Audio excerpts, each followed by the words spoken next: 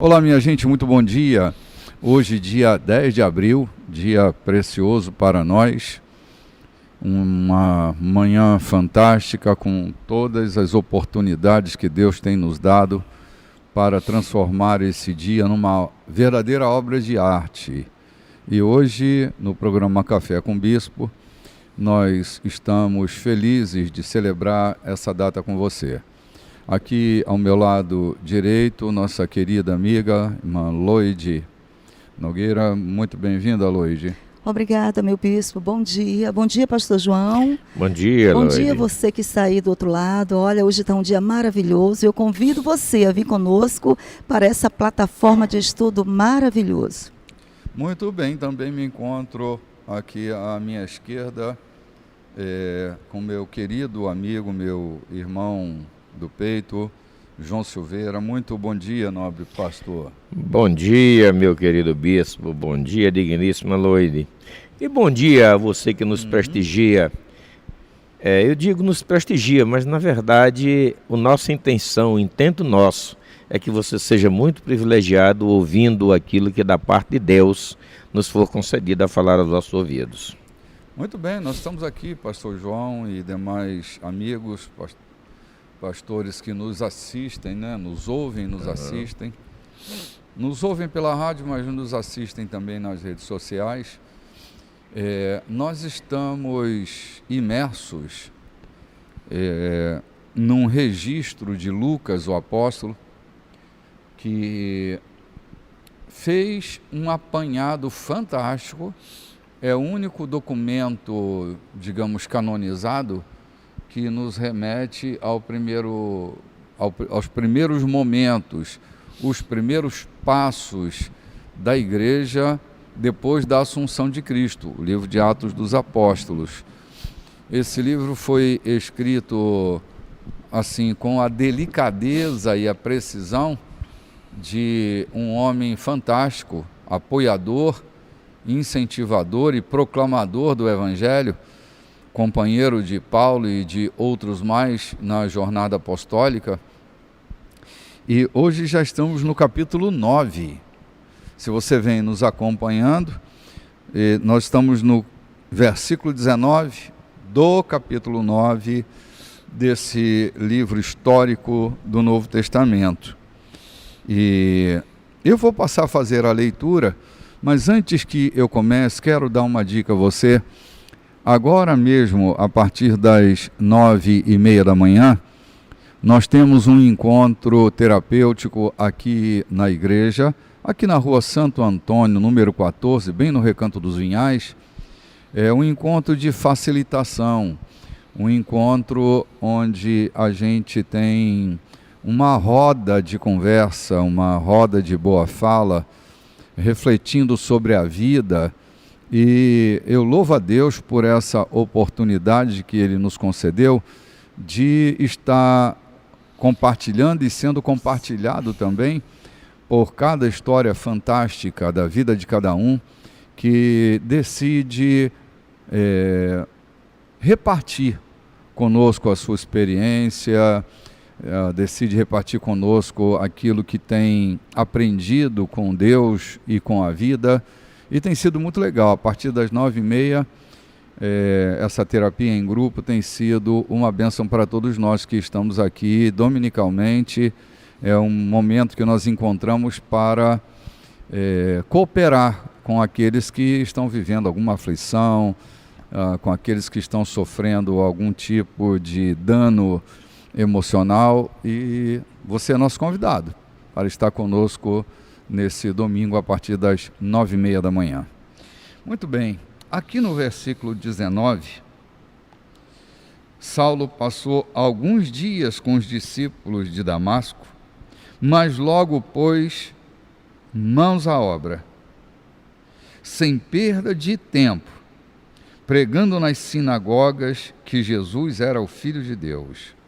Mas o povo se mostrava arredio, sem saber se podia confiar nele, pois diziam: não é esse o homem que odiava os cristãos em Jerusalém? Ele não veio aqui para fazer o mesmo, nos prender levar a Jerusalém e condenar na presença dos sacerdotes. Mas as suspeitas não detiveram Saulo, nem por um minuto. Seu ânimo era crescente e deixava desconcertados os judeus de Damasco, com seu esforço para provar que Jesus era o Messias. Deixa eu parar aqui nesses 3 versículos que eu li. É impressionante que Paulo não está ali em Damasco para tirar férias, nem para passar um longo período de terapia por causa da sua experiência com a cegueira, com a queda da montaria.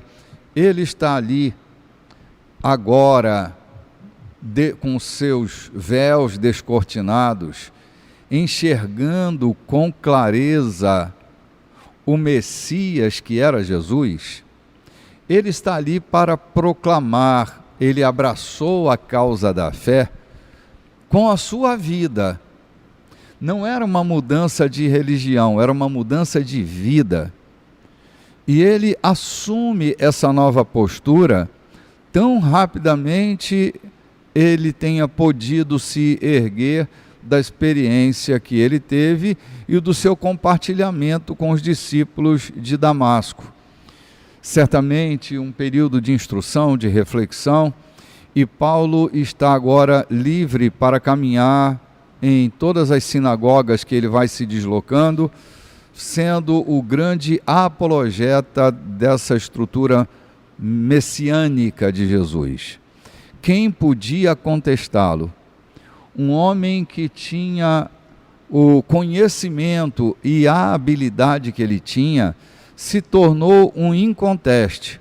Mesmo aqueles cristãos que ainda frequentavam as sinagogas, que estavam por perto e assustados com essa conversão abrupta, com essa adesão incondicional de Saulo, eles estão pesarosos, porque eles sabem o que Paulo estava fazendo ali na cidade, ou Saulo estava fazendo na cidade. Ele vinha com cartas de recomendação dos sacerdotes de Jerusalém para levar preso todo aquele que proclamava a fala messiânica sobre Jesus.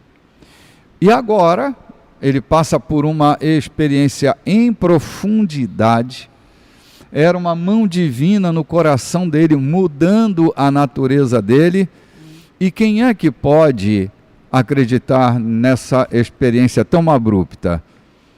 Quem pode crer numa coisa que aconteceu tão velozmente? Ainda pairava sobre o coração dos discípulos de Jesus o medo de serem presos e levados para Jerusalém. E eles estão assustados, porque, gente, para a confiança ser estabelecida, nós precisamos no mínimo de 2 coisas, do tempo e das oportunidades. Eles nem tinham tempo, nem tinha oportunidade. Então eles contavam com a boa fé, eles contavam com a desconfiança, eles contavam com a percepção deles, e muitos deles não acreditavam no que estavam ouvindo e vendo. Todavia, Paulo não se detinha por causa disso. Ele estava tão envolvido com a pregação do Evangelho, a proclamação da história de Jesus, que mesmo sendo de alguma forma contrariado, ele não vai se calar e vai se tornar, a partir daí, o maior apologeta da fé, né, João? Eu quero pedir permissão para os senhores que fizeram o programa na semana passada, para dar uma voltinha lá no versículo 18, que muito me chamou a atenção. Imediatamente caíram-se as escamas dos olhos e tornou a ver. A seguir levantou-se e foi batizado. Veja bem, levantou-se e foi batizado. Por que Paulo foi batizado? Eu costumo dizer, sai fora um pouco do que estamos falando, mas eu acho que vale a pena tratar, que o batismo é o grito de liberdade, é o grito de confiança, é o grito que você está dando para que o inferno ouça, para que o mundo ouça, para que o céu aplauda, dizendo, eu sirvo a Cristo. É o selo de autenticidade. Esta é a determinação, aliás, esta é a demonstração mais autêntica de que eu me tornei cristão, de que eu sou servo de Cristo. Se eu disser, talvez ninguém crê no que eu estou dizendo. Se virem, talvez não creiam no que estão vendo. Mas eu me batizando, eu estou dando a demonstração pública de que eu estou mudando de vida, de que eu sirvo a Cristo, de que Ele é meu Senhor, de que eu estou disposto, mudando tudo, deixando tudo, e especialmente no caso de Paulo, que era quem era, o de Saulo, que era quem era. De repente, Saulo é batizado, e talvez não tenha sido um batismo feito num fundo de quintal, é um batismo público, para que o mundo inteiro tome conhecimento de que aquele homem que assolava, hoje torna-se discípulo de Cristo, consubstanciando a sua fé pelo batismo que estava acontecendo, o que aconteceu na sua vida. Então, como Paulo não tinha ali um apoiador, ele era soberano na mensagem, o Saulo era soberano naquilo que ia fazer. Então não havia ninguém que dissesse, gente, ele mudou de vida. Gente, por favor, creiam nele, como aconteceu quando chegou em Jerusalém, né? A gente vai ver mais adiante. Então, a coisa mais nobre que existia para consubstanciar a conversão de Paulo era ser batizado. Quem o batizou, a gente não tem uma afirmativa aqui, não sabe quem foi. Mas o texto diz que ele foi batizado. Isso eu acho muito lindo. Maravilhoso. Isso tem sido para mim uma força muito grande no cristianismo. Eu lamento que a gente conhece pessoas que estão há 10 anos na igreja, convida-se para um batismo, não quero batizar ainda. Eu considero expectante de uma igreja e não um servo de Cristo, porque a decisão para provar que é servo de Cristo está aqui no que aconteceu com Saulo, no que aconteceu com o eunuco da Etiópia e enfim, a nossa afirmação mais nobre no cotidiano é dizermos através do batismo, eu sou servo de Cristo. João, tem uns que têm uma boa relação estável com Cristo, mas nunca se casaram, né? Vivem em relação estável, porque o batismo tem mesmo essa função de tornar autêntico, né? O relacionamento. As nossas atitudes falam, muitas vezes falam muito mais que as nossas palavras, né? E Paulo foi um homem muito rotulado, né? O Saulo foi muito rotulado, era um homem que as pessoas adjetivavam, era o mal, era o ruim, era aquele que condenava, destruía, o perseguidor da igreja. E aqui agora ele toma uma atitude, batizado, né? Selado por esse momento tão importante na vida dele, que vai descaracterizar o Saulo e transformá-lo, mas não foi uma coisa tão imediata, foi um processo até chegar esse homem que hoje é o plantador de igreja, ele né? passa 3 anos 3 no deserto lá, imerso e no versículo, no deserto, né? Me chama muita atenção, aqui quando fala o versículo 22, o capítulo 9, versículo 22, que diz, mas as suspeitas não detiveram Saulo nem por um minuto. Quantas vezes nós somos paralisados por uma suspeita, por uma palavra, por um olhar de desconfiança, bloqueia o caminho, paralisa um projeto, paralisa o ministério dentro da igreja, paralisa uma missão, a desconfiança, o olhar de desconfiança, as suspeitas. E Paulo não estava nem aí pelas suspeitas, porque ele sabia, quando lá no capítulo 22 em Atos, ele conta como foi a conversão dele, e ele fala, eu fui escolhido. Ele foi escolhido, então ele estava longe. A suspeita não passava pela cabeça dele, porque ele tinha certeza que ele tinha sido escolhido. A gente usa muito o espelho dos outros para se ver, né? A gente precisa olhar no próprio espelho, né? Eu me vi aqui, nessa determinação, nessa palavra, mas as suspeitas não detiveram Saulo, nem por um minuto. Muitas vezes, palavras querem me atravessar, me barrar diante de uma situação, diante de uma ministração. É comum, né?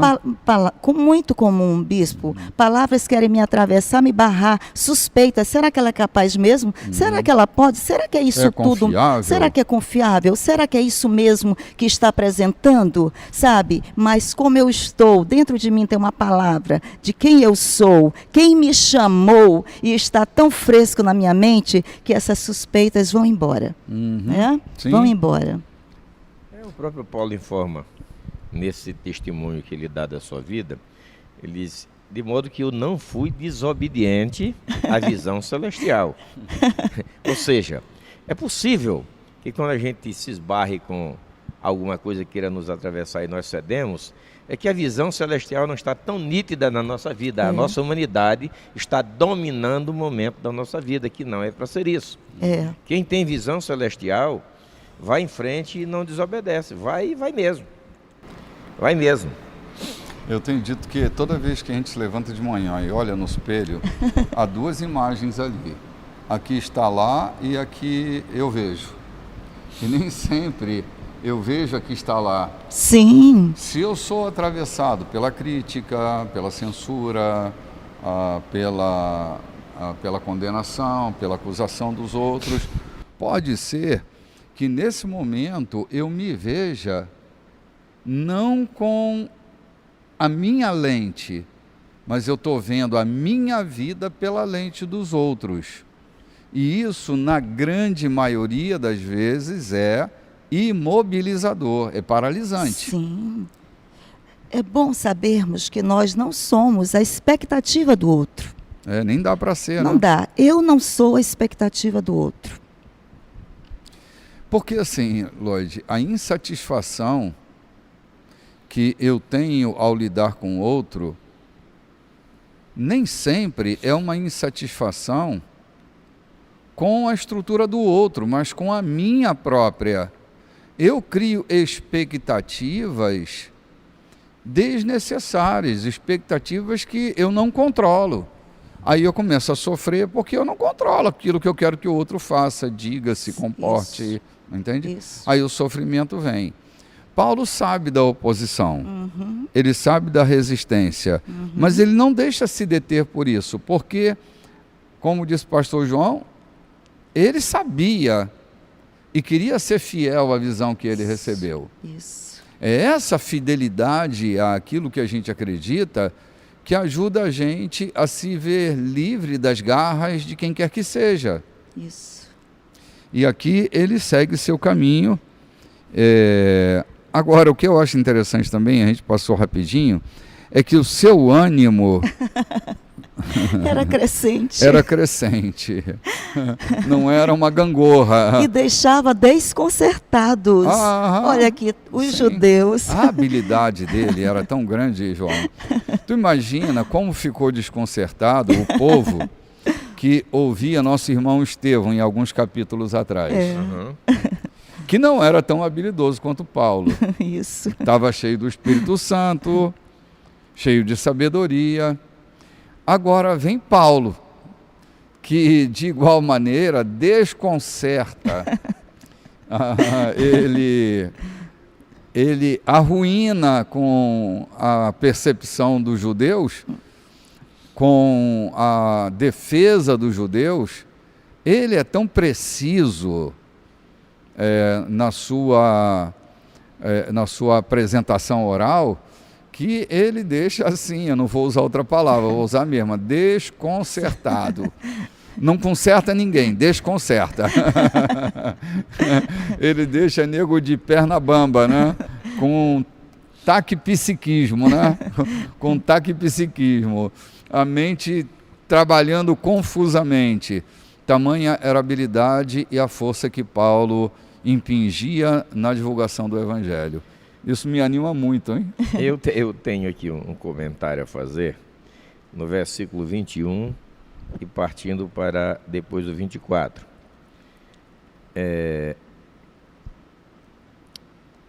ele veio precisamente com o fim de nos levar amarrados aos principais sacerdotes.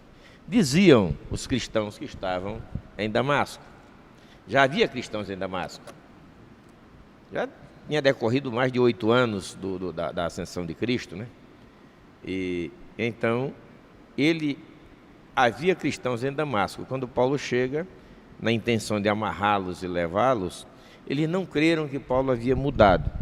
Mas o que quero parar aqui é que não era simplesmente combater o cristianismo a intenção dos sacerdotes, mas preservar o seu lucro absurdo, preservar as orgias que faziam em nome de uma religião. Percebem isso? Os sacerdotes mandavam achar em Paulo... Eram interesses ameaçados, não? Achar em Paulo uma bala de canhão, para fazer com que os interesses deles não fossem ameaçados, que era o de vender carneiros de qualquer natureza, de roubar carneiro para oferecer sacrifício, conforme está escrito lá em Malaquias, vender carneiro roubado. As fazendas eram dos sacerdotes, enfim, toda a riqueza em Jerusalém. Ganhar uma ponta no câmbio. É tanto que eles não brigaram com Herodes, pelo contrário, fizeram aliança. Quando Herodes decide levantar um novo sumo sacerdote, o sumo sacerdote não teve dúvida nenhuma. Pega a filha dele e casa-se com o sumo sacerdote que Herodes erige. Um sumo sacerdote político e outro religioso. Todavia, ele logo fez aliança, dando a sua filha, se não me engano, Caifás que deu a sua filha para Anás, né? O Anás Caifás, eu sempre confundo. De forma que esse sentimento estava sendo contrariado, e acharam Paulo uma bala de canhão para destruir tudo. De repente, qual não foi o choque? E penso eu, já no versículo 24, que quando eles determinaram matar a Paulo, foi para não cair em derrocada, se esse homem chegar aqui em Jerusalém, com essa impetuosidade, como ele é impetuoso, transformado e dizendo que Cristo, ou que Jesus é o Cristo, vai arruinar. Então vamos matá-lo logo aqui, em Damasco, antes que ele atravesse a fronteira e entre em Jerusalém de volta, né? Damasco, um grande centro comercial, caravanas, né? Fácil do evangelho ali ser expandido. Sim, lembra só que a gente está vivendo um momento de um conluio absurdo entre o Estado e a religião. Assim, só lembrando, o Templo de Jerusalém, que foi um templo que Jesus nunca entrou nele. Jesus nunca entrou no templo, ele não era sacerdote, não era sumo sacerdote, nem ele mesmo entrou no templo. Ele ia ao templo para orar, mas já esclarecemos isso. Sim. Era o pórtico, era a varanda, era o exterior do templo. Quem construiu esse templo foi Herodes. Não é o templo de Salomão. O templo, na época de Jesus, era o templo que Herodes, que eu também já disse isso, Herodes era um grande arquiteto, urbanista. Foi ele o responsável por arquedutos para alimentar a cidade, foi ele quem construiu estradas, redes de esgoto. Então, assim, Herodes era um cara que estava no governo e os sacerdotes estão conluiados com ele. Então, a questão era política também. Eu não sei se mais ou menos, aqui não vem o caso, mas era também uma questão política séria, porque afetava diretamente a tesouraria da religião. Afetava de maneira impactante a economia do sacerdócio. E isso era insuportável.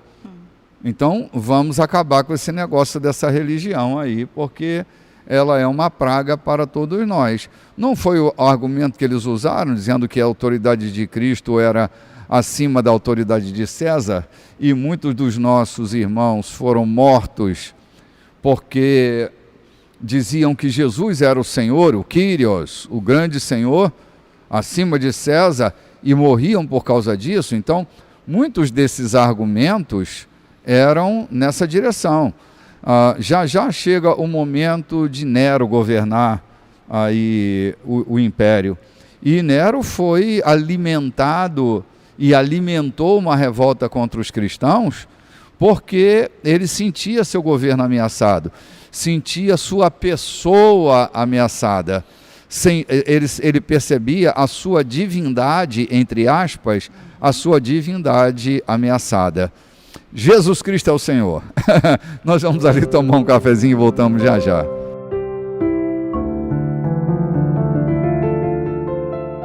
Olá, minha gente, volta. Esse é o segundo bloco do nosso programa, hoje dia 10 de abril.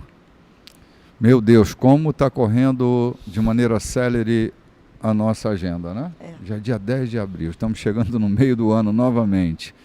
Gente, hoje, às 9h30 da manhã, começamos aqui na Igreja da Colheita a nossa terapia em grupo, que tem sido um ambiente muito bom, muito saudável, e quero convidar você para estar conosco.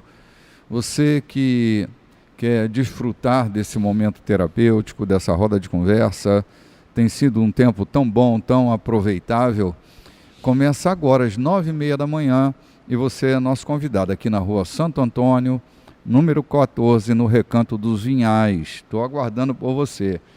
A gente termina o programa e logo começa a nossa jornada terapêutica aqui na Igreja da Colheita. Nós estamos falando esses dias sobre o episódio que acontecia em Damasco, muito especificamente que está acontecendo com Saulo, depois daquele encontro que ele tem na estrada, que ele cai da montaria, fica cego. Logo ele está de pé anunciando Jesus nas sinagogas, desconcertando as mentes dos judeus que lá estavam. E aí nós já estamos no versículo 23 do capítulo 9, que diz assim: depois de certo tempo, alguns judeus tramaram matá-lo, mas Saulo escapou. Enquanto seus inimigos vigiavam as portas da cidade o dia inteiro, na esperança de capturá-lo. Por isso, certa noite, os discípulos o ajudaram na fuga, descendo pela muralha dentro de um cesto. Deixa eu parar aqui, cara, esse episódio é muito... é um episódio que é uma relíquia, né? Imagina você que tentaram matar Saulo. Havia um plano, todo mundo vigiando as portas da cidade, queriam acabar com a vida dele, porque pensavam em acabar com a vida dele, porque assim, se em Damasco ele fez o grande estrago na mente daqueles que lá estavam, imagina Paulo saindo da fronteira de Damasco, chegando a Jerusalém, por exemplo. Então, a efervescência do poder. Que loucura que era isso, João. Então vamos impedi-lo antes de chegar lá. Vamos matá-lo. Só que tem um detalhe, gente. Ninguém é capaz de destruir um propósito de Deus. Oh, glória. Eu estava lendo Jó, capítulo 42, versículo 2, que diz assim: eu sei que tudo podes, meu amado, e que nenhum dos teus planos pode ser frustrado. Porque assim, podem tentar, mas nunca podem matar um propósito de Deus. Vão tentar? Pode ser que tentem, mas ninguém é capaz de acabar com um propósito de Deus. E Paulo é descido inesperadamente por um cesto. Colocam ele dentro de um cesto por cordas, ele é descido para fora da cidade, frustrando a expectativa que os judeus tinham de matá-lo antes de sair da cidade. Porque o propósito de Deus era levar Paulo para Roma. Então, olha, os judeus de Damasco não podiam matá-lo, o Euroaquilão não podia matá-lo, a serpente da ilha não podia matá-lo. Ninguém podia acabar com ele, nem as 39 chibatadas menos uma podiam acabar com os açoites, os naufrágios, as traições. Nada podia acabar com Paulo até que ele cumprisse o propósito de Deus.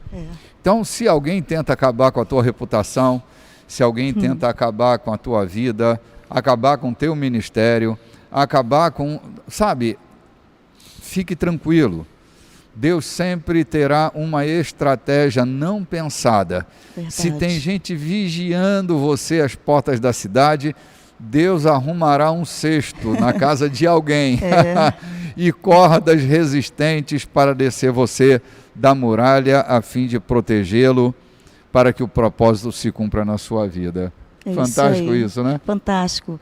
Essa passagem me lembrou, eu faço um flashback lá na história de Moisés, Joquebede preparando um cesto, né, providenciando ali uma estratégia de salvação para Moisés, porque Deus tinha um plano maravilhoso na vida daquele menino e ali estava o cesto. Né? Da consecução ao plano divino. Ao plano de Deus, que tremendo. É isso aí, bispo. Deus providenciará sempre um cesto, né, alguma estratégia para fazer com que o propósito dele seja cumprido. Lloyd, João, eu me lembro do dia em que o Abraão está no alto da montanha com o Isaac para sacrificá-lo, e que o menino prepara a lenha, prepara o altar, Abraão com o cutelo na mão para sacrificá-lo, e ele pergunta: pai, onde está o cordeiro para o holocausto? E a resposta de Abraão, a primeira vez que eu li de maneira lúcida essa história, assim, me gerou tanta segurança, porque o Abraão diz assim para o Isaac: Deus proverá para si o cordeiro. Não é Deus proverá para mim, não é Deus proverá para você, Deus proverá para nós, é Deus proverá para si.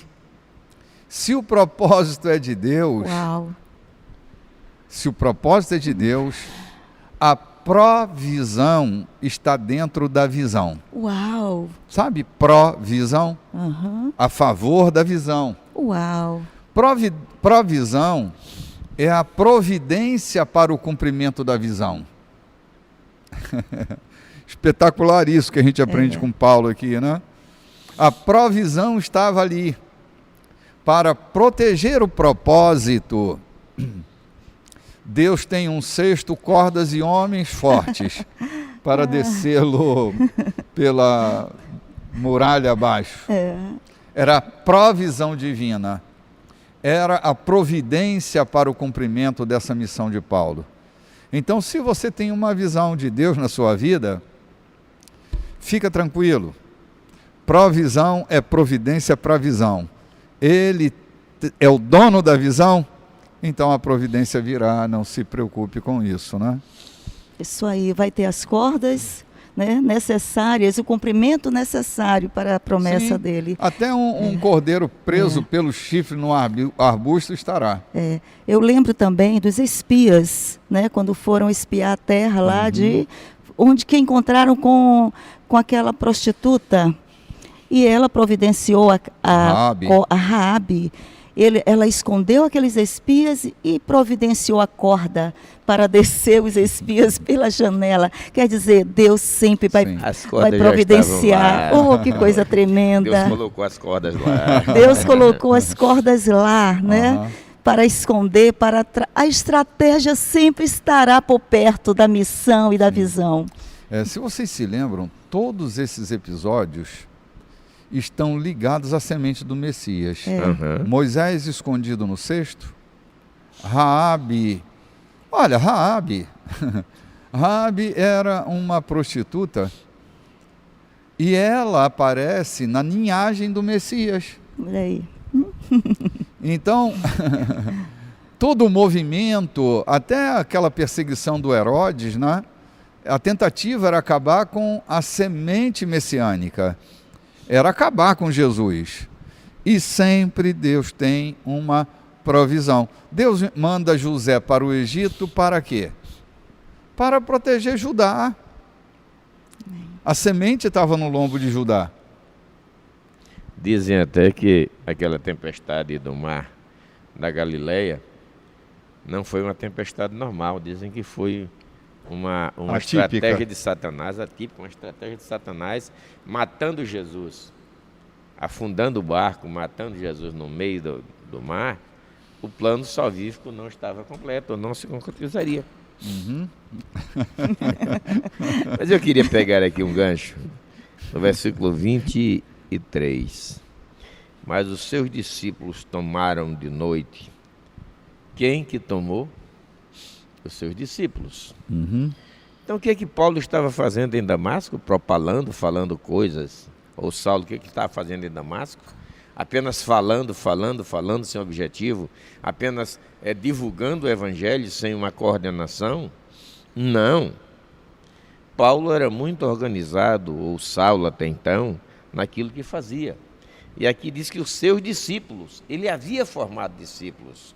Ele falava com tanta ousadia e havia tanta crença naquilo que ele fazia, porque quando Ananias o visita, Ananias diz assim para ele: para que tu seja cheio do Espírito Santo.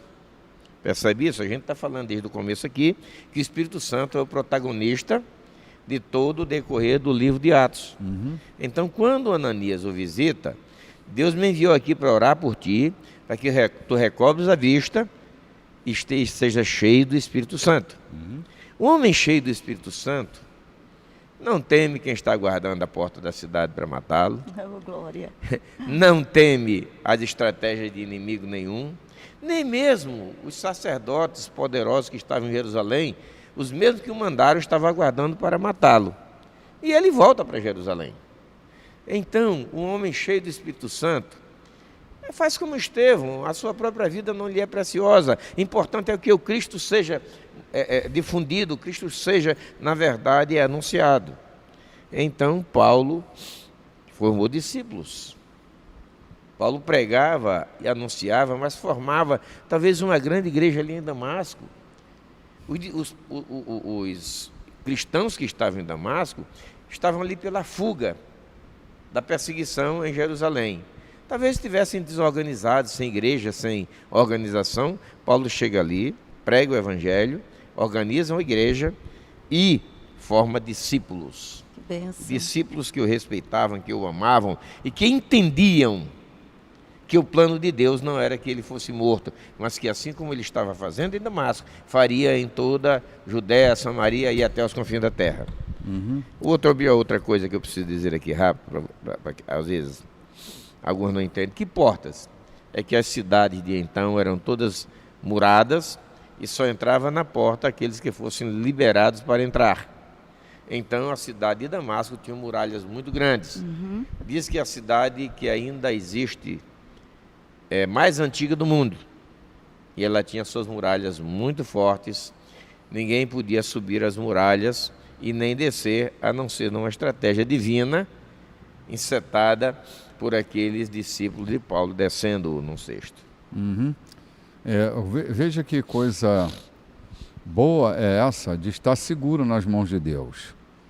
Porque ainda que a gente esteja enfrentando o perigo, há um Deus que está acima de todo perigo e que, se Ele quiser, a gente passa pelo perigo, se Ele não quiser, a gente não passa pelo perigo, mas a gente está seguro nas mãos dEle.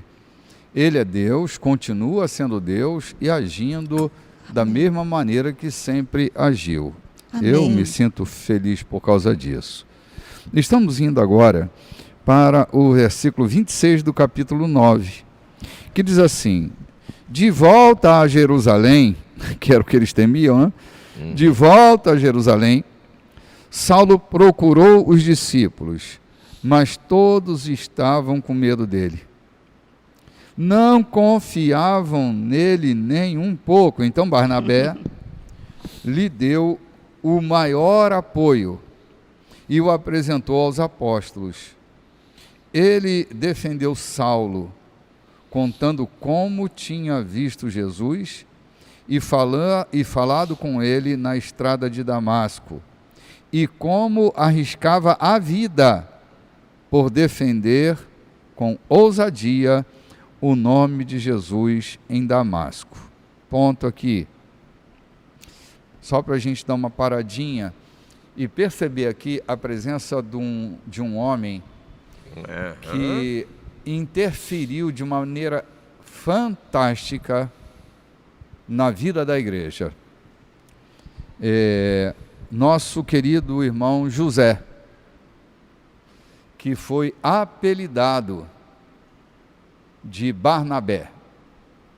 Não era seu nome, era seu apelido. Era assim que chamavam José. O Barnabé. Barnabé nasce de uma palavra Barnebie. Todo nome com prefixo bar indica filho, não é filho? Bar Jonas, Bar Jesus, Bartimeu, ou Ben, também é Benjamim, Ben-Ur. Esses dois prefixos é filho. Barnebie é filho da profecia, filho da consolação, filho da exortação, filho do ânimo. Possivelmente ele tenha sido chamado assim porque era uma figura cuja vocação dele era levantar o caído. Ele era uma profecia viva, ele era o filho da profecia, reconhecido como filho da profecia, identificado como alguém que estava ali para interferir na vida de uma pessoa. Saulo chega desacreditado, e pelas mãos de Barnabé, a gente vai ver Barnabé em outros episódios aqui em Atos dos Apóstolos, mas Barnabé é quem vai legitimar. Barnabé é aquele cara que vai fazer a ponte para o ministério apostólico de Paulo. A presença dele foi fundamental. Gente, e como nós precisamos de Barnabés na nossa vida. E como o caráter desse homem deve marcar a nossa vida, a fim de que nós também sejamos Barnabé na vida de alguém. Ou como muitos esperam, um Barnabé da nossa parte na vida dele. Hein? Sim, João. A aprovação, o reconhecimento. Como é que nós necessitamos, às vezes, de um Barnabé para nos dar credibilidade? Porque do jeito que a imagem de Paulo era queimada em toda a igreja, ele não podia ter a confiança dos irmãos. Alguém precisava ser o avalista, ser o recomendador da sua vida. E Barnabé está ali para isso, para ratificar a obra extraordinária que Deus havia começado na vida de Saulo, né? Isso com todo respeito aos nossos ouvintes, aos demais amigos. Paulo estava levando um homem em quem ele via o Espírito de Deus nele, recomendando. É lamentável que nós colocamos no nosso governo, nós colocamos no governo das nossas igrejas, muitas vezes por simpatia, por amizade, por interesse, e não homem cheio do Espírito Santo. É triste saber disso, mas é verdade. Então, a experiência de Barnabé não era de arrobo, não. Barnabé não era um cara jactancioso que chegasse e pegava qualquer um para dizer, pode aceitar que eu escrevo embaixo. Não. Barnabé sabia onde estava pisando e o que estava fazendo. Mas era o cara que acreditava nos desacreditados, né? Era o cara que estava acreditando nos desacreditados, dando oportunidades como a que ele deu a Saulo bem ali em Jerusalém. E ainda faz recomendação dele aos apóstolos. Ele apresenta Saulo aos apóstolos. Sim. Saulo chegou em Jerusalém, tão desacreditado, receberam com tanta frieza, né? Com tanta frieza, sem crédito nenhum. E ali se apresentou Barnabé, um conector de pessoas, né? estava conectando Paulo ao propósito, né? Muitas vezes é isso mesmo, apresentar pessoas, aquelas outras pessoas que vão nos dar a oportunidade de crescer, de avançar, de seguir na missão, seguir no propósito. É interessante o Barnabé, né, pastor João? A condição dele, o papel dele, importante, fundamental no ministério de Paulo nesse início. Quantas pessoas passaram por nós e, ao invés de abrir a porta, nos fecharam a porta, né? Porque não são pessoas conectoras. Precisamos de ter mais Barnabés realmente a nossa caminhada. Pessoas que identifiquem o propósito em nós, que identifiquem em nós o chamado e nos abram a porta. Não é verdade, pastor João? Eu sou um fã incondicional de Barnabé. Primeiro eu estava vendo a vida de Barnabé, e para que ele tivesse credibilidade também junto aos discípulos, a primeira coisa que ele fez foi dispor-se dos seus bens materiais, de parte deles, de uma vultosa quantia, um terreno, uma propriedade que valia muito dinheiro. Eu lembro, lá no início. Vendo a necessidade dos discípulos, da igreja, ele não tem aquilo por precioso, ele vende. A partir dali, Barnabé adquire credibilidade, adquire respeito. Ah, mas todo mundo pode fazer isso. Não é todo mundo, porque Ananias e Safira fizeram mal. Isso.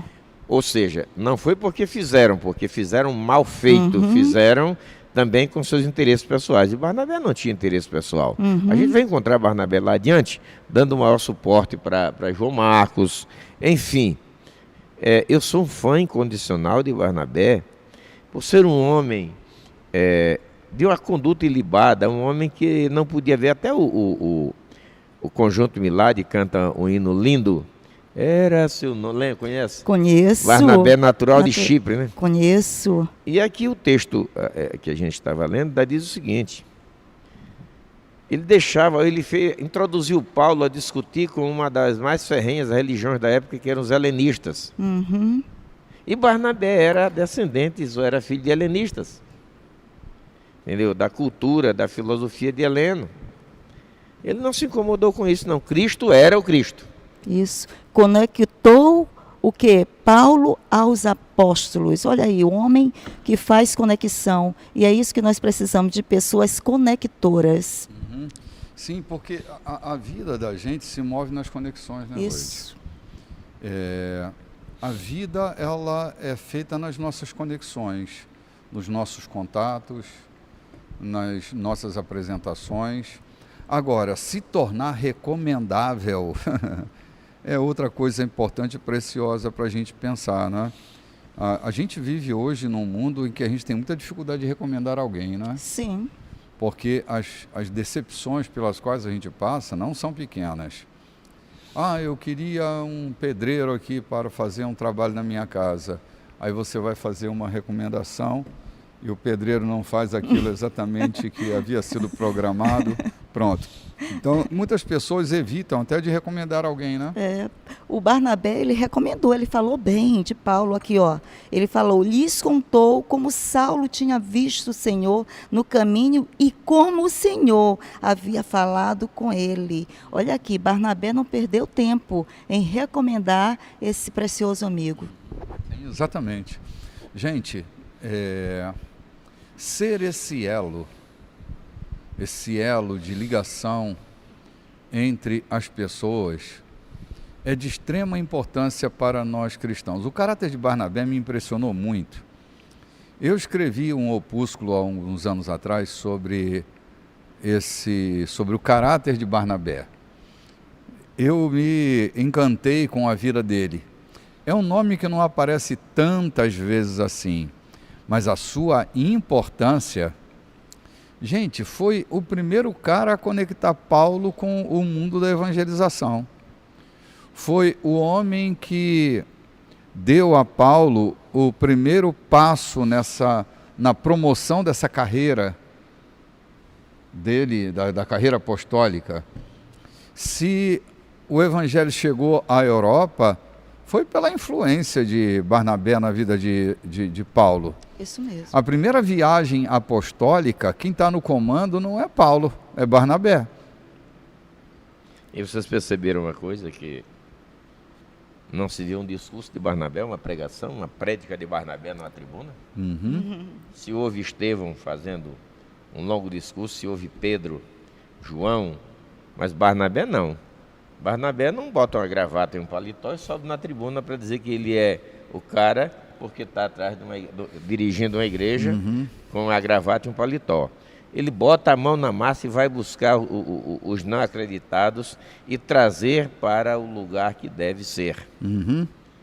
É assim, gente. A gente é quem a gente é e deve influenciar com tudo que a gente pode para que o bem seja propagado pela terra. Gente, a gente vai ali tomar um cafezinho e volta já já, logo depois do nosso intervalo.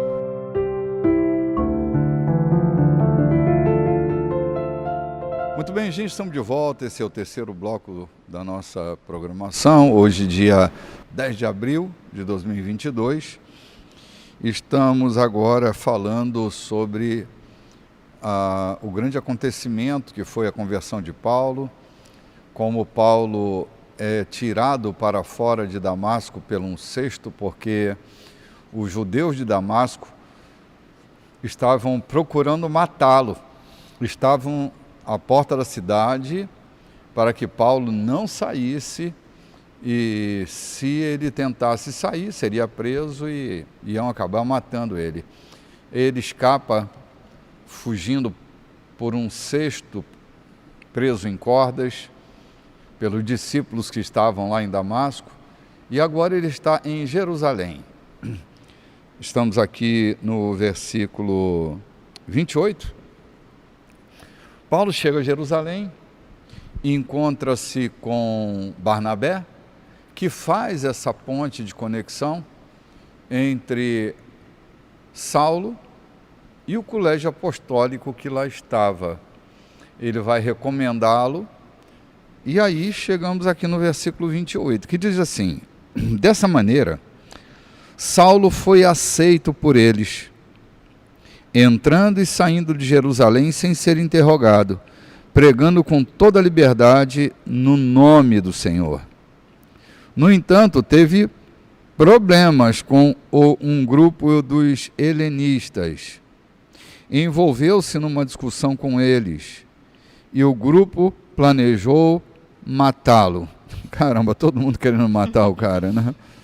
Os amigos tiraram Saulo da cidade quando souberam do plano e o levaram para Cesareia. De lá, ele embarcou para Tarso.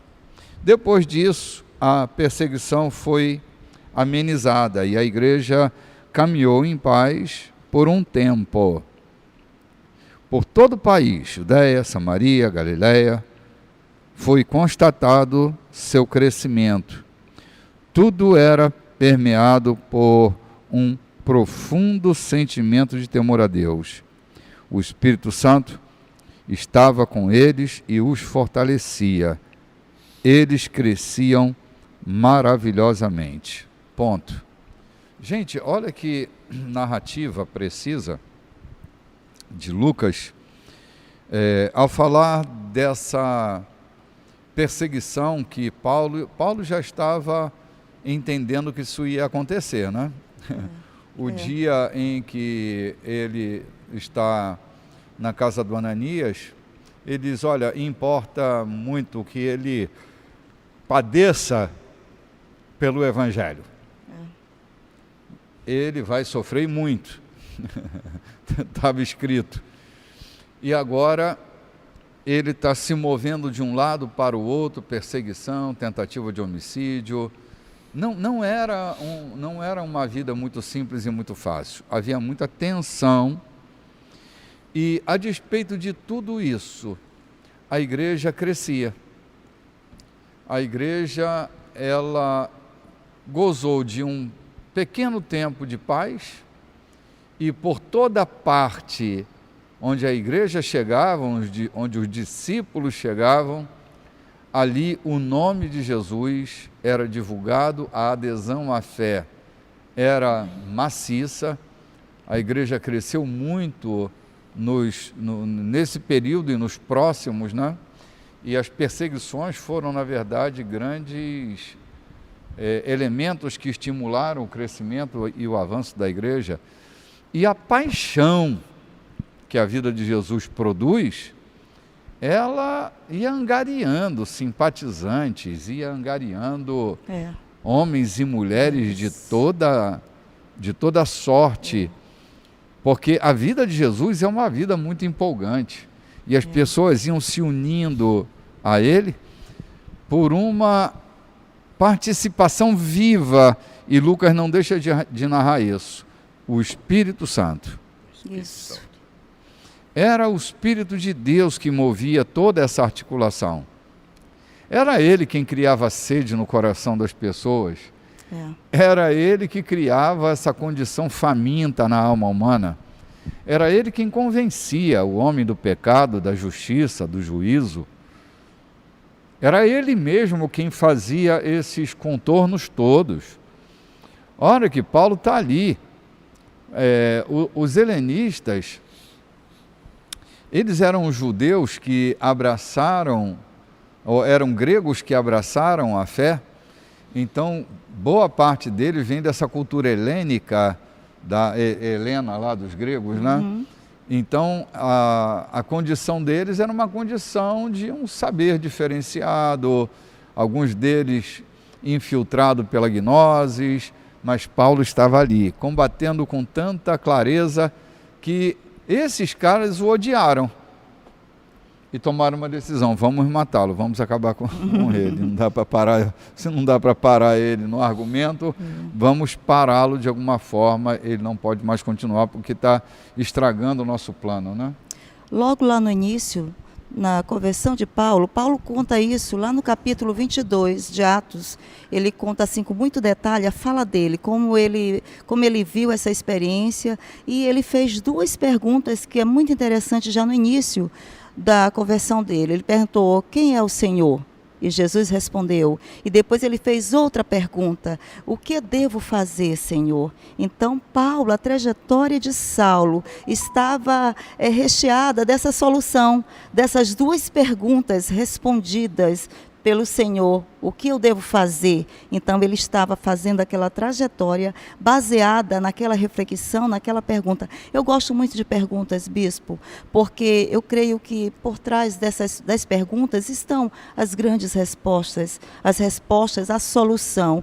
E aqui Paulo, ele não está fazendo nada fora do que o próprio Cristo disse para ele fazer, né? Daquilo que ele era para fazer. Então, por isso, o Espírito Santo estava ali com ele, traçando o caminho, dando crescimento à igreja, trazendo os seguidores, né, até Paulo, trazendo Barnabé para conectar Paulo aos apóstolos, né, e dali ele poderia estar à vontade em Jerusalém, entrando e saindo de Jerusalém. Olha aí, por quê? Porque o Espírito Santo estava ali fazendo acontecer. Se o Espírito Santo não estiver, nada acontece.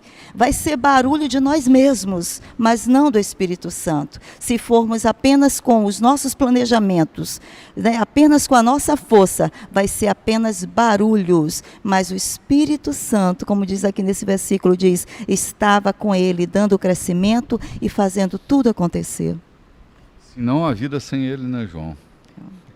Não há vida. Sem o Espírito de Deus, não há vida. Não há. Por isso é que cada discípulo de Jesus precisa ter esse envolvimento muito severo com o Espírito Santo, né? Essa intensidade. Quanto mais cheios do Espírito, mais leve a gente fica. Mais preciso a gente se torna. Porque é Ele quem nos faz enxergar aquilo que Deus está fazendo. E sem essa percepção do Espírito Santo, a gente vive dando muita cabeçada. Não é de boas ideias que o reino de Deus é constituído. É de direção. É de plena direção. Então, estar unido a Deus... Por que é que Jesus diz: cara, fica em Jerusalém, até que vocês sejam cheios do Espírito Santo, fiquem em Jerusalém. E quando vocês forem cheios do Espírito Santo, vocês vão ser minhas testemunhas. Jerusalém, Judéia, Samaria, até o confim da terra. Então é dessa maneira, é esse envolvimento que a gente não pode abrir mão dele. Viver uma vida sem a presença de Deus em nós, e Ele se manifesta por meio do seu Espírito em nós, é viver uma vida muito inócua. Jesus, antes da sua morte, ensinando aos discípulos, disse: eu vos enviarei outro Consolador, o Espírito Santo, e Ele vos guiará em toda a verdade. Foi isso? Foi. Em toda a verdade, eu entendo, em todos os caminhos, em todas as decisões que vocês haverão de tomar. Eu estou vendo aqui na vida de Paulo, da igreja, dos discípulos de Barnabé, algo que não é muito comum vermos no dia de hoje. Paulo chega e começa a pregar em Jerusalém. Discute, discorre com os que se contrapontam, com outros que queriam ouvi-lo. De repente, quando a coisa começa a gerar confusão, os discípulos pegam Paulo, levam a Cesareia e de lá até Tarso. Até Tarso. Ou seja,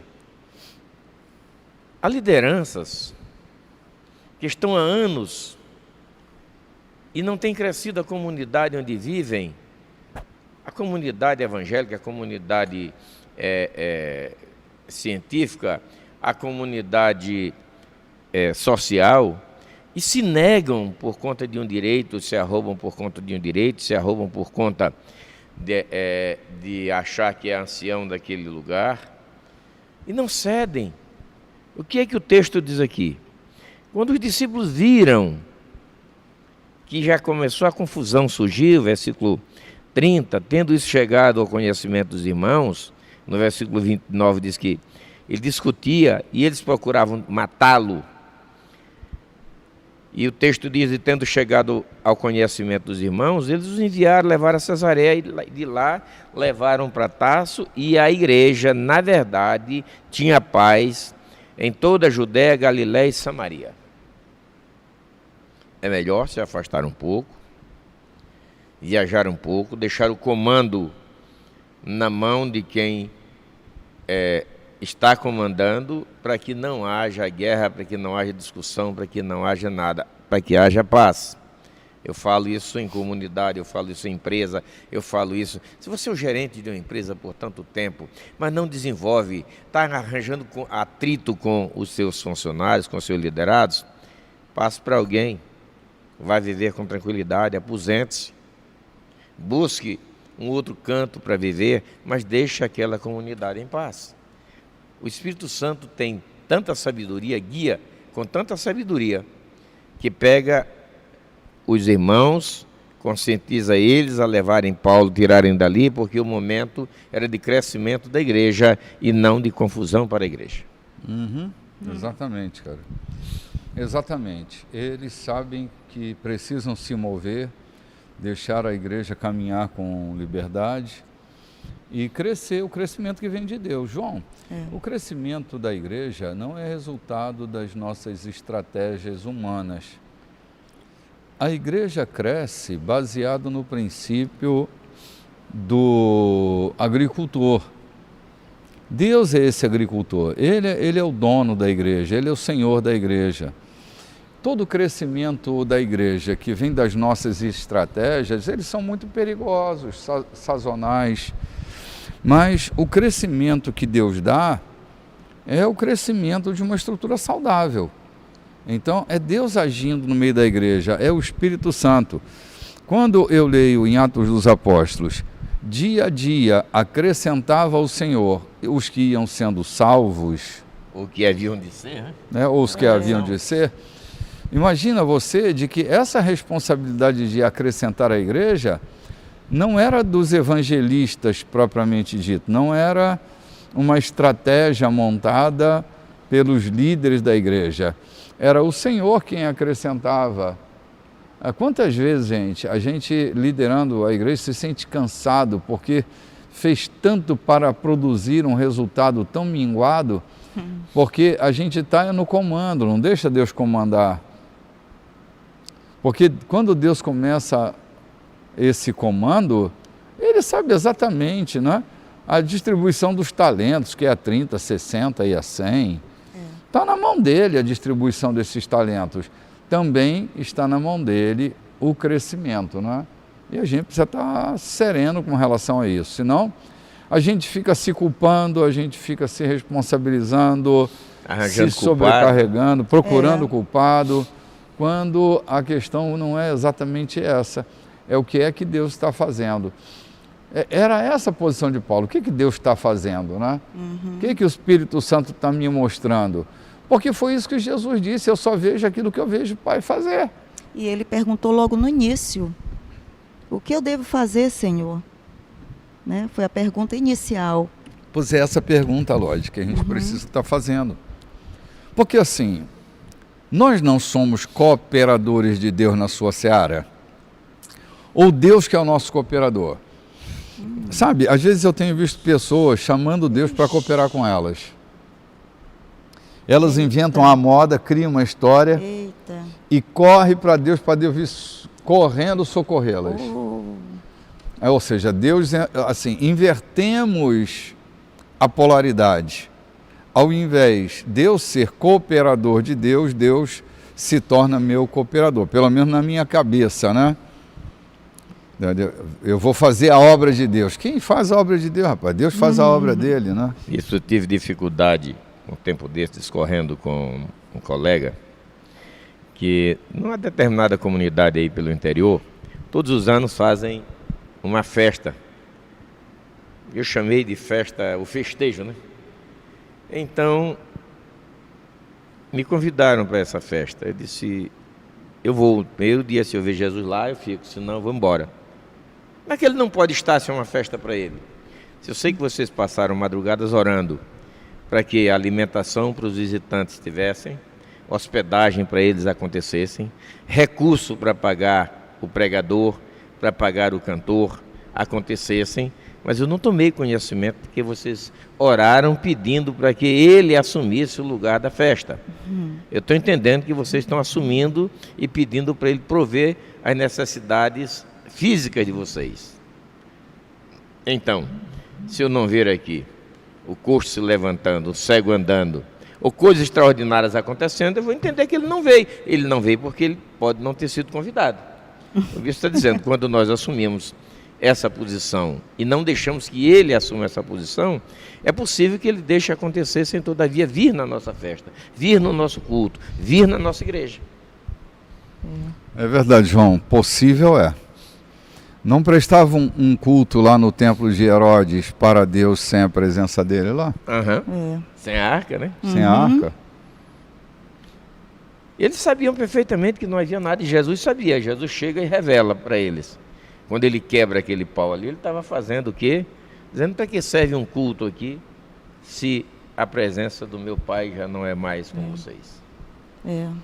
Então é possível ter um culto sem a presença de Deus? É claro que sim. É claro que sim. Se a liturgia for caprichada, se houver ordem no espaço, dá até para chorar. Mas a presença de Deus não está ali.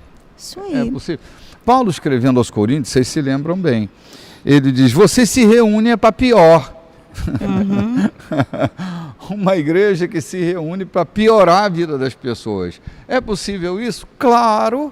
É para comer o comer de vocês, ou fazer a ceia de vocês, não do Senhor, né? Você está louco, vocês estão piorando a vida das pessoas, criando preconceito, discriminação.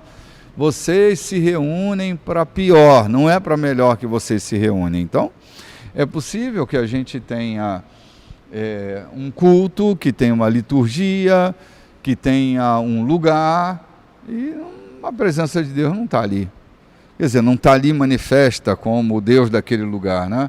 Ali está como símbolo, como representação, mas não a presença dele naquele lugar. E tantos estão usando um véu, né? Para encobrir aquilo que já não brilha mais. A respeito do Moisés, né? Justamente, que já está pesado demais, já está tão pesado, deixa eu usar um véu aqui, um sorrisinho no canto no canto da boca, deixa eu usar aqui um cacuete espiritual, porque esse negócio está pesado, mas deixa eu continuar fazendo isso aqui, porque pelo menos estou aparentando uma glória que não existe, né? Uma glória que nunca existiu, talvez, né? Mas aqui o versículo diz que a igreja estava em paz naquele momento. Ela ficava cada vez mais forte. Por quê? Porque agora o Espírito Santo se fazia presente. Quando o Espírito Santo está presente, a paz entre os irmãos. Os irmãos começam a validar uns aos outros, perdoar uns aos outros, buscar a paz entre si. E a igreja vai caminhando, vai crescendo, crescendo com a ajuda do Espírito Santo, com o mover do Espírito Santo de Deus. Aí vem as orações, vem a generosidade sobre a igreja. Olha aí. Vem a comunhão, realmente a comunhão verdadeira, existindo no meio da igreja, porque o Espírito Santo está presente, tocando os corações, deixando os corações sensíveis, os ouvidos atentos, afinados.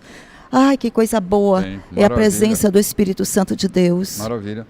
Você citou um caso aí, Lloyd, que assim, eu acho que vale a pena a gente tocar nisso. É Paulo também escrevendo aos Coríntios. Ele diz que Moisés, quando desceu a montanha, ele vem com seu rosto brilhando e o fulgor dessa glória era tão grande que ele tinha que colocar um véu no rosto para não ofuscar o olhar dos outros. Tamanha era a glória que havia sobre ele. Pois Paulo diz que com o tempo passado, aquela glória já se desvanecia, já estava morrendo. Mas Moisés decidiu continuar com o véu, não para proteger o olhar dos outros do brilho que estava nele, mas para esconder a glória que estava indo embora. O Rogério Ramos Pereira, um pastor português, nos visitou por várias vezes. Em um dos seus ensinamentos ele disse que aquele moço, servo de Eliseu, estava cortando madeira no Jordão para aumentar o seminário. Aquele machado talvez já houvesse caído há muito tempo. Ele estava cortando. E para que ele não fosse envergonhado, para que desleixado de não ter colocado uma boa cunha no cabo do machado, ele continuou ali batendo com o cabo nas árvores, continuou ali machucando a árvore, mas não cortava nada, porque ele já não tinha mais o ferro, o aço que cortava a árvore. Até que talvez alguém tenha cutucado ele e disse, você não tem mais machado. Aí ele cai em si, que já não tinha mais o que fazer. É triste, mas tem acontecido isso por aí. Vez e meia se encontra situações dessas, né? Sim. Só cabo de machado dando paulada nos outros, né, João? Só cabo de machado tirando casca, dando paulada. Mas o machado já está no fundo do rio faz tempo. É verdade, cara.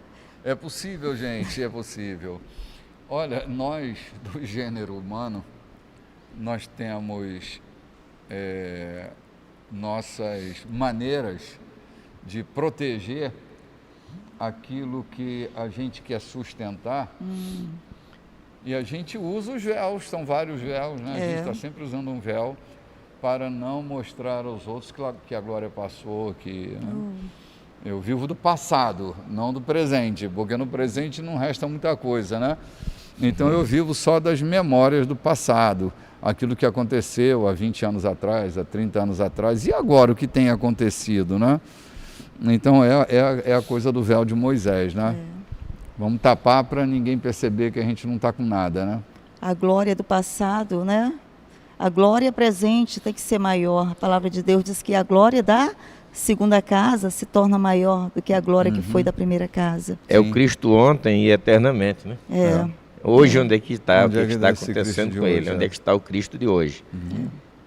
Paulo diz que Jesus Cristo ontem, hoje e eternamente. Amém. Mas tem se vivido um Cristo de ontem, que curou, que fez tantos trabalhos bonitos, que nós estamos acabando de ver aqui no livro de Atos, e um Cristo que virá para nos levar para morar com ele eternamente. É o Cristo de eternamente. É o Cristo de eternamente. Agora, onde está o Cristo de hoje? É esse que precisamos viver, precisamos mostrar, precisamos vivenciá-lo, que as pessoas vejam ele em nós. Amém. Amém. Que a nossa vida seja, na verdade, um espelho dele em nossas vidas. Oh, glória. Que aconteça como viram Estevão, a gente já leu aqui. Estevão, cheio do Espírito Santo, Eles viram Estevão o quê? O rosto de um anjo. E Estevão, em contrapartida, viu o quê? Os céus abertos e Cristo de pé esperando por ele. Maravilha! Coisa linda, né? Coisa linda. É possível isso acontecer hoje? É sim. É o mesmo Espírito que habitou, que permeou a igreja no passado e que comanda a igreja do presente. Basta deixarmos que ele conduza a igreja e não nós conduzir para ele ser nosso cooperador. Que ele seja o condutor da igreja e nós sejamos cooperador do seu trabalho. Aleluia. Cooperadores de Deus na sua lavoura. É o que nós somos e graças a Deus, Deus tem nos separado para isso, para sermos cooperadores seus, não para que Ele coopere conosco, né? Agora vem e quebra meu galho, é o Deus do quebra-galho, né? Não, gente, aprendamos qual é a nossa posição dentro do chamado de Deus para a nossa vida. É isso É aí. o chamado para nós cooperarmos com Ele na sua lavoura. A gente vai ali tomar um cafezinho e volta já.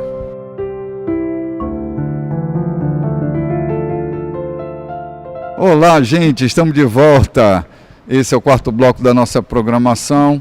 Hoje, dia 10 de abril de 2022, que dia maravilhoso, domingo de paz para todos nós. E nós estamos aqui engatados nesse capítulo 9, cheio de coisas interessantes acontecendo. E agora o foco muda um pouco da pessoa de Paulo e Lucas vai tratar de uma das viagens de Pedro. Pedro, como apóstolo, e uma das funções apostólicas era essa supervisão das igrejas. Paulo, quando uma vez diz, olha, eu não sou como os demais apóstolos que se deixam acompanhar por suas mulheres irmãs nas suas viagens, é que uma das responsabilidades da função apostólica era supervisionar as igrejas, era saber como é que as coisas estavam andando, ver o grau de necessidade de instrução daquela igreja, como é que o evangelho estava se comportando na vida deles. É até por causa dessas viagens que se deflagra algum conhecimento da igreja estar meio que perdida em algum ponto aqui, algum ponto acolá, e as epístolas começam a ser escritas, né? Uhum. Porque há muitas interferências ao longo da história, principalmente nesse momento, há um combate muito forte, principalmente dos gnósticos, que interferiam no caminho da igreja.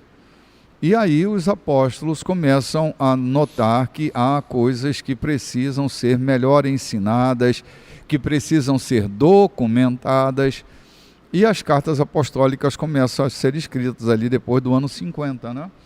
Que, na verdade, o primeiro registro do Novo Testamento se dá com o livro de Marcos, de João Marcos. Ele escreve sobre Jesus, e é o primeiro documento divulgado. Depois os apóstolos começam a escrever coisas, e vem aí Lucas, que não faz parte do Colégio dos 12, ele adere à fé depois, mas ele está responsável por escrever as coisas que ele havia ouvido de Maria, que havia ouvido de Pedro, dos outros apóstolos, dos amigos de jornada, e assim a igreja era amparada. Essas visitas apostólicas, Paulo faz muito isso, né, supervisionando também, faz com que a igreja se sinta protegida, tipo, os apóstolos de Jerusalém estão aqui em Damasco, os apóstolos de Jerusalém estão aqui em Antioquia.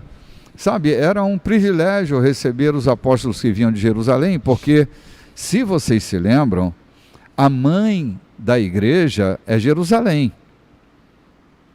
Jerusalém é a igreja matriarca. É de Jerusalém que os apóstolos saem. A igreja de Roma não é a primeira igreja.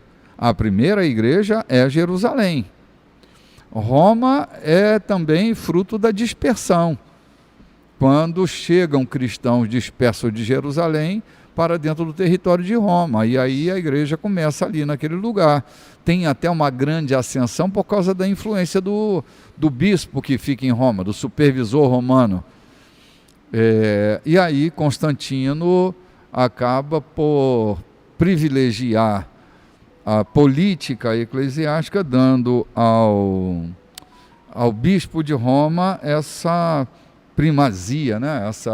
Esse destaque de influência. Bom, dei essa volta toda para falar sobre uma das viagens de Pedro, que está no versículo 32 do capítulo 9 de Atos, que diz assim: em sua missão de visitar todas as igrejas, Pedro chegou a Lida e se encontrou com os cristãos da cidade. Havia ali um homem chamado Enéas. Ele vivia paralítico numa cama havia 8 anos. Pedro disse: Enéas, Jesus Cristo o cura. Levante-se, arrume a sua cama. O homem pulou da cama na hora. Vendo então o homem andar, os habitantes de Lida e Sarona perceberam que Deus estava vivo e ativo no meio deles. Ponto aqui. Cara, tem duas coisas aqui. Uma, vai arrumar a tua cama. João, se tem um símbolo que nos representaria muito bem, era aquele túmulo vazio e o lençol dobrado. Vocês se lembram quando eles entram dentro do túmulo que Jesus estava, logo após a ressurreição? O que eles encontram? Um túmulo vazio e um lençol dobrado sobre a cama.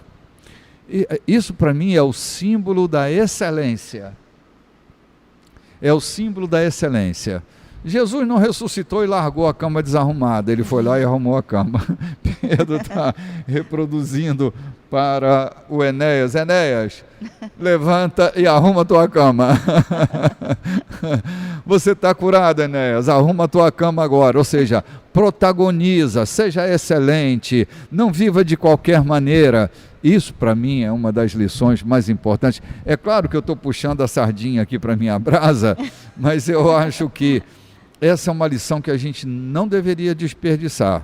Levanta, anda, segue a tua vida, mas arruma a tua cama. Não faça uma bagunça. Não deixa teu quarto desarrumado. Vai botar ordem a partir da cama que você dorme. Isso. Não larga de qualquer maneira. Isso tem me servido de inspiração. Hoje, quando eu me levanto, eu vou logo esticando a cama.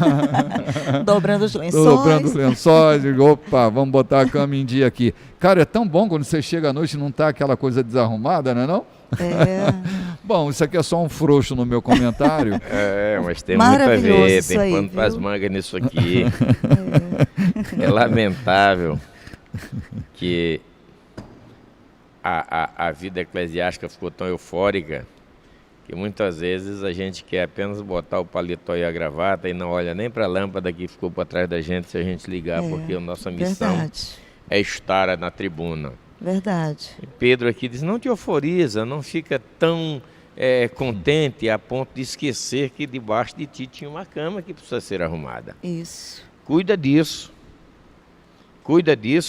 arruma a tua vida. Fui paralítico até agora, né?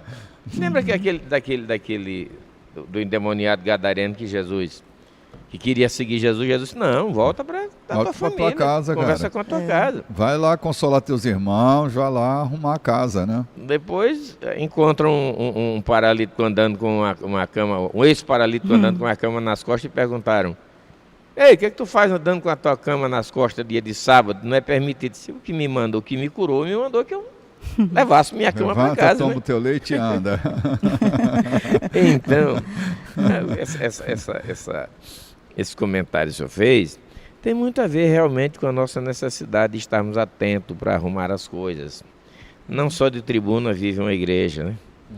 Nem só fazendo a tribuna. Eu lembro quando, naquela madrugada, quando estávamos naquela tenda e a chuva caiu e vocês correram, os seus filhos, para limpar a areia, para evitar que criassem uma situação desagradável, não só derrubando a tenda, mas também levando tudo de rolo. Já havia tantos desastres. Então é isso, a gente precisa botar o paletó e a gravata, mas de vez em quando também colocar a mão na massa. E Pedro está dizendo para o cara: te levanta, Ou tu já está até desacostumado de arrumar tua cama, está com 8 anos alguém arruma para ti. Mas, arruma tua cama. Eu queria falar de uma outra coisa que abrange também o versículo seguinte, mas o senhor tocou nisso aqui. Pedro tinha missão de passar pelas igrejas. Não chegou chamando todo mundo na catraca e dizendo é assim, assim, assado, tem que ser dessa forma e dessa. Pedro foi consigo também levando a unção do Espírito Santo, curando enfermos. Nessa passagem de Pedro aqui tem 2 enfermos que foram curados. Então, quando a gente vai para algum lugar, levemos alguma coisa que consubstancie a nossa missão. Você vai visitar um doente e sabe que a casa dele está em estado de miséria, de pobreza, você vai orar por um enfermo, mas sabe que a casa dele está em estado de miséria e você vai com a mão vazia. Não, você precisa cuidar da doença ou da saúde, mas cuidar também da saúde necessária da casa, da fome. Eu entendo que é assim, A né? necessidade, né? Eu entendo que é assim, cuidar da necessidade. Eu preciso visitar um enfermo, mas eu preciso saber qual é a real necessidade dele. Será que ele está precisando só ser curado? E depois, ele ser curado, aí dá fome nele, ele vai comer o quê? Ele precisa levar também alguma coisa. Pedro visitava as igrejas, mas levava consigo o poder que havia recebido no dia de Pentecostes e fazia valer a sua presença ali. E a repartir algum dom, né? Compartilhar algum dom. Agora, o interessante, Lloyd, é que eles identificam que Deus está ali com eles por causa dos milagres que eles viram, não é? Isso. A importância desses sinais. Alguém me disse, a igreja hoje não tem sinais na igreja. Como não tem? Eu tenho curado enfermos sempre que há necessidade. Vejo milagre acontecendo sempre. Ou seja, Deus não está estático. Deus não está imobilizado. E Ele continua curando enfermos. A cura de Enéas ali foi fundamental, né? Ali Sim. foi bem oportuna para aquela zona de conforto se desfazer, né? Se desconstruir. Ele disse, Enéas, Jesus Cristo já te curou, homem, te levanta daí. Já é tempo de você se levantar, pega essa cama e sai com ela daí, arruma esse negócio. Muitas vezes é isso mesmo, a gente está querendo governar o território do outro, administrar, fazer bem feito lá, enquanto as nossas casas estão precisando da nossa administração, estão precisando do nosso olhar atento, da nossa escuta atento. E aí eu tenho que me voltar para a minha própria cama, que é a minha casa, os meus parentes, os meus vizinhos, aquelas pessoas que estão ali mais tempo comigo e arrumar. Muitas vezes eu quero arrumar do lado de fora e precisa ser arrumado do lado de dentro. Né? Primeiramente começar por dentro, o que precisa ser feito, ser arrumado. E foi aqui, para mim, foi assim maravilhoso. E quando eles viram esse homem se levantar, né, tomar um norte, né, tomar uma atitude, porque fazer a cama, arrumar a cama é uma atitude, é um levantar, é um despertar, é olhar para aquele lugar onde ele estava, de dor, de rejeição, de desprezo, de miséria, e dizer, eu vou sair desse negócio, eu vou sair dessa situação, né, que me deprimiu, que arruinou a minha vida, e agora sim, eu vou seguir em frente. Levanta, pega a tua cama e segue em frente. Isso aqui foi um grande exemplo. Precisamos de dar exemplos para as pessoas também seguirem, né, em frente. Exatamente, são essas atitudes. Eu me lembro de Bartimeu, ele ainda estava em grande deficiência visual. Quando Jesus o chama, ele lança de si a capa. Ou seja, não...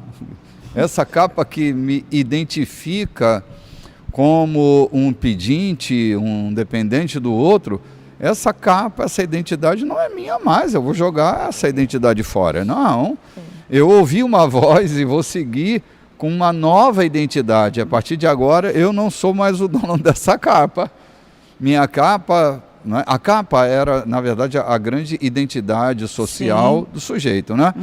Um soldado romano, ninguém tinha dúvida de que ele era um soldado romano por causa da capa que ele usava. Um homem da estirpe da nobreza, ninguém tinha dúvida com aquele Armani que ele carregava, de que estirpe ele pertencia, né? Eu fico imaginando a capa de Bartimeu. Não era a capa de alguém elegante, não era um bom tecido, era sei lá, talvez um farrapo. Identificação de um mendigo. Identificação, né? De um mendigo. Ele Isso. lança de si a capa. Agora, eu sempre penso no Bartimeu, não tem a ver exatamente com a história aqui, mas Bartimeu, lembra que eu falei que Bar é prefixo que indica filho?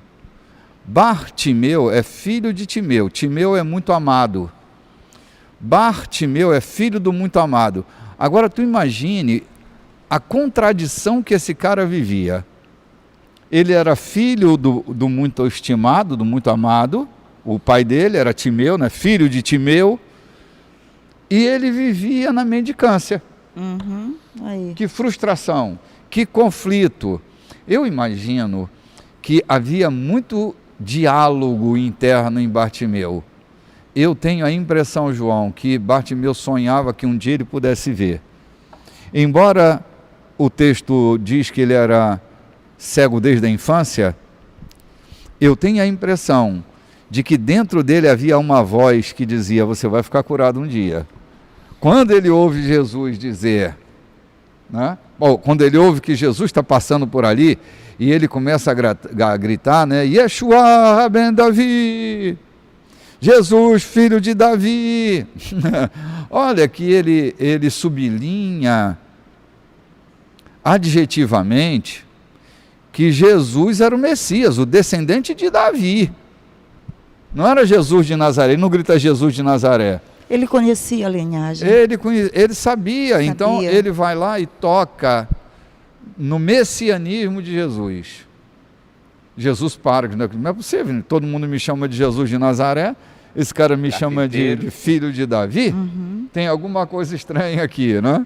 E Jesus para e manda chamá-lo. De um salto ele se põe de pé, pega a capa que estava sobre ele e arremessa para longe dele a capa e vai na direção de Jesus, né?